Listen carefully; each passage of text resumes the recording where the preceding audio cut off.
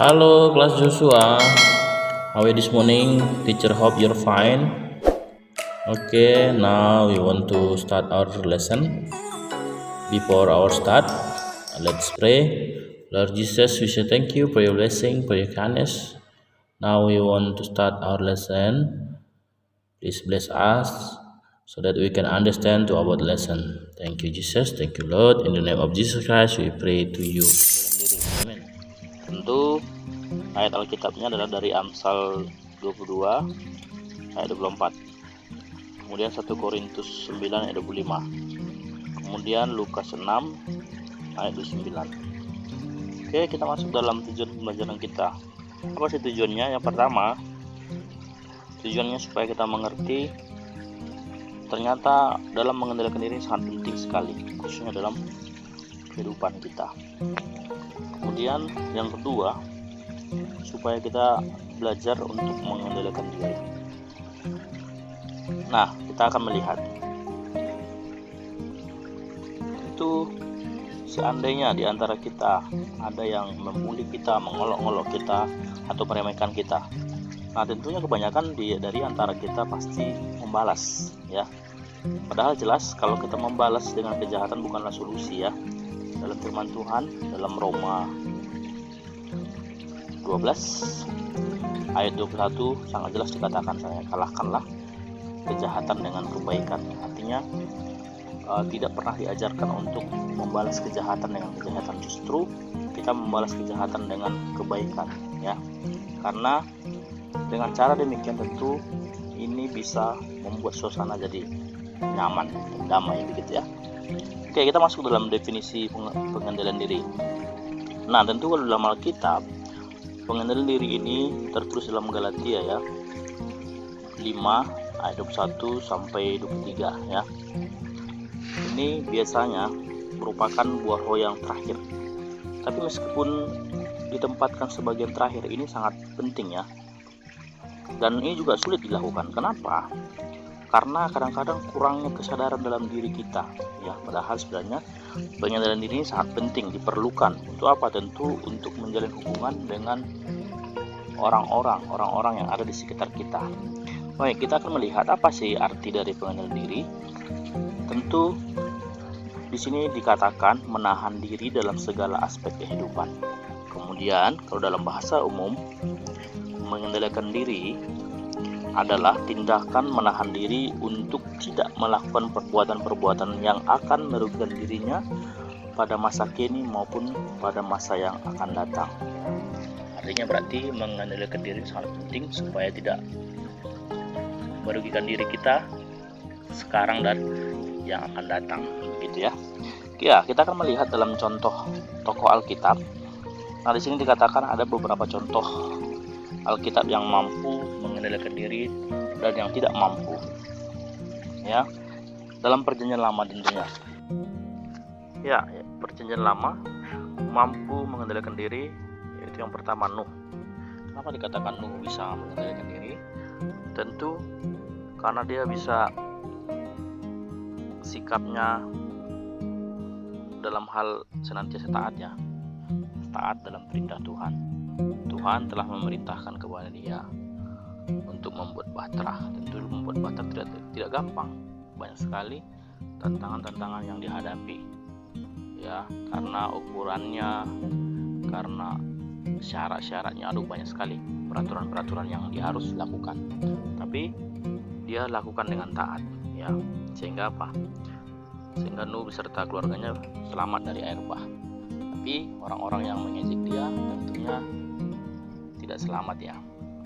Kita melihat juga yang belum mampu mengendalikan diri di dalam Perjanjian Lama, yaitu Hawa. Siapa Hawa? Hawa adalah istri dari Adam. Nah, kenapa tidak dikatakan tidak mampu? Karena dia bisa dibujuk oleh ular, ya kan? Dibujuk oleh ular untuk apa? Untuk memakan buah yang sudah dilarang oleh Tuhan. Tuhan sudah melarang supaya buah itu jangan dimakan. Tapi apa? Dia tidak bisa mengendalikan dirinya karena dia melihat buah itu sangat enak rasanya, enak kelihatannya, kemudian dia makan, ya. Oke. Kemudian yang mampu mengendalikan diri Yang kedua di dalam perjanjian lama adalah Abraham. Abraham juga sering disebut dengan bapak orang beriman, ya.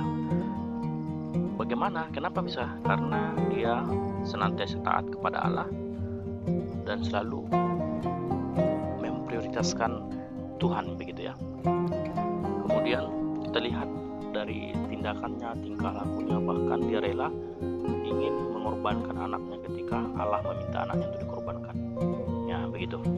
Nah, kita melihat lagi dalam perjanjian lama yang tidak mampu atau belum mampu mengendalikan diri, yaitu Yunus. Yunus salah satu tokoh yang menolak ya dan lari dari perintah Allah. Nah, Tuhan sudah memerintahkan dia supaya apa? Mengabarkan suatu pertobatan kepada siapa? Kepada rakyat Niniwe. Tapi apa? Justru dia pergi ke Tarsis. Dia tidak mau. Kenapa dia tidak mau? Alasan sih ada. Karena memang Yunus benci sekali kepada orang Niniwe. Orang Niniwe adalah orang bangsa Asyur, ya. Yang dulunya kalau sejarah yang kita baca, Asyur pernah menjajah Israel. Inilah yang membuat Yunus benci dan tidak mau memberitakan pertobatan kepada orang-orang yang di Niniwe. Sehingga apa? Sehingga dia harus meninggalkan, atau sehingga dia harus apa? Tidak taat. Dia melanggar perintah Tuhan dan pergi ke tempat yang dia tuju. Sehingga apa? Sehingga ketika dia pergi naik kapal dan ditumpangi terkena badai yang sangat deras, sangat kuat, begitu ya. Nah, akhirnya apa? Yunus harus melompat dari kapal itu supaya badai itu tenang. Nah, begitu. Kemudian selama 3 hari dia di dalam perut ikan. Kemudian apa lagi? Kemudian dimuntahkan ke darat, ya. Oke, kita melihat dalam perjanjian baru. Perjanjian baru yang di sini yang mampu mengendalikan diri Yesus Kristus, ya. Yesus Kristus adalah tokoh utama dalam perjanjian baru. Di sepanjang hidupnya dia mampu memberikan teladan, sikap mengendalikan diri yang kuat selalu dia miliki. Ya, memang kita lihat kalau sikap dari Yesus itu adalah mampu mengendalikan diri, sekalipun banyak sekali tantangan, banyak sekali cobaan, banyak sekali godaan, ya. Tapi apa? Dia mampu bahkan sampai rela mati di kayu salib. Nah, inilah buktinya bahwa Yesus salah satu tokoh Alkitab di perjanjian baru yang mampu. Kemudian kita melihat di dalam perjanjian baru yang belum mampu.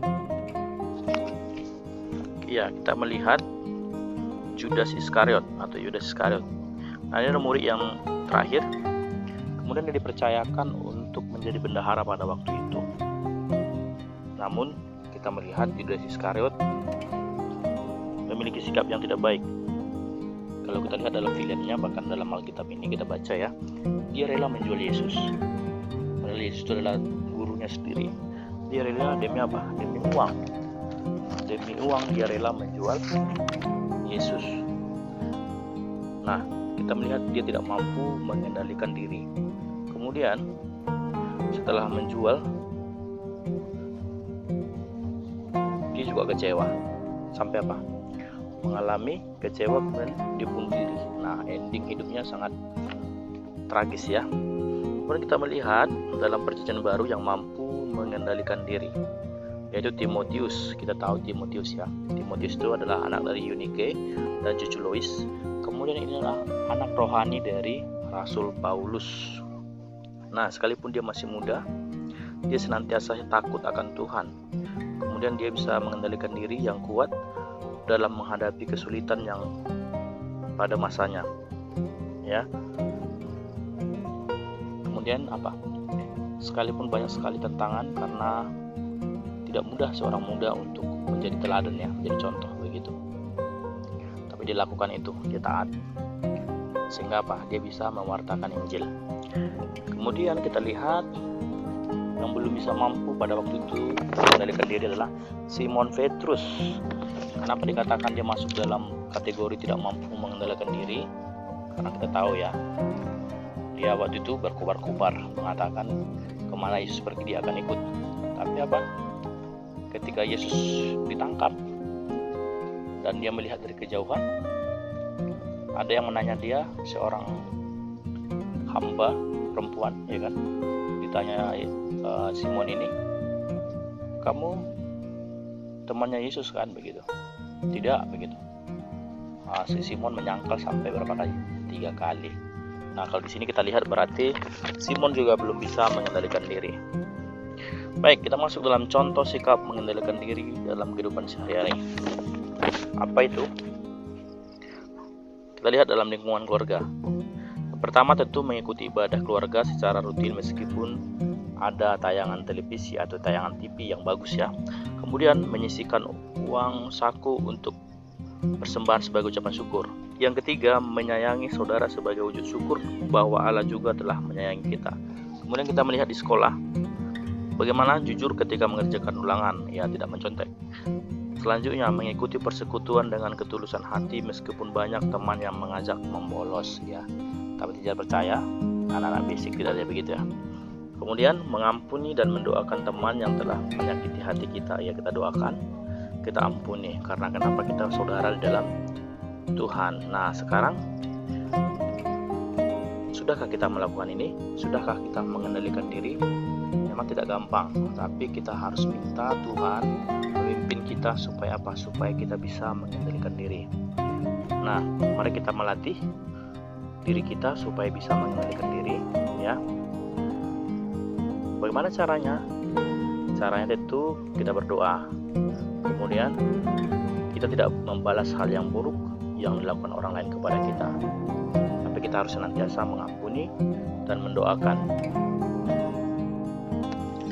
Baik, dengan mengendalikan diri, kita mampu menjadi teladan bagi sesama dan menciptakan suasana surga, damai, aman, dan tentram ya dalam hidup kita.